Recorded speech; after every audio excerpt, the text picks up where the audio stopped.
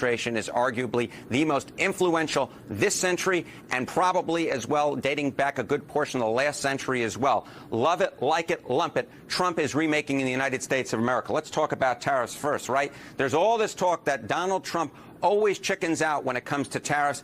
No tacos for Trump. The effective tariff rate, get this, it's 18%, the highest since the FDR administration in the 1930s, up from, get this, just 2% last year. From just 2% last year, we're talking about a level, an effective tariff rate level, get this, 9 times as high this year than last year. But it's not just on tariffs, which of course Donald Trump ran on, in which you're seeing a tremendously influential presidency. What about immigration? Of course, Trump ran and has always run on a very hawkish immigration platform. Get this, 2025 net migration in the United States down at least 60% from last year. In fact, we may be heading for the first time in at least 50 years in which we have net negative migration into the United States. And last year, of course, in 2024, the net migration in the U.S. was 2.8 million.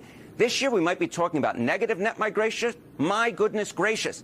Now, of course, this is part of a larger story, as I was mentioning. We're talking about immigration, net migration. We're talking about the effective tariff rate.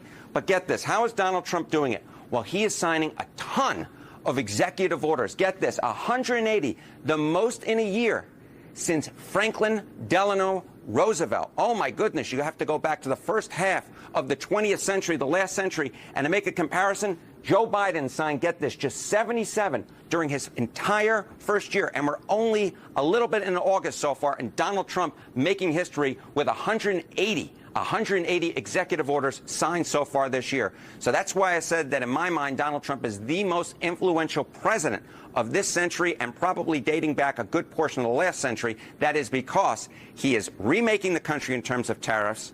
He is remaking the country in terms of net migration, and he is remaking the country in terms of how much policy changes he's putting through in executive orders. As I said, it truly is history-making. Love it, like it, or lump it. Taking office, my administration has launched the most sweeping border and immigration crackdown in American history, and we quickly achieved the lowest numbers of illegal border crossers ever recorded. Thank you.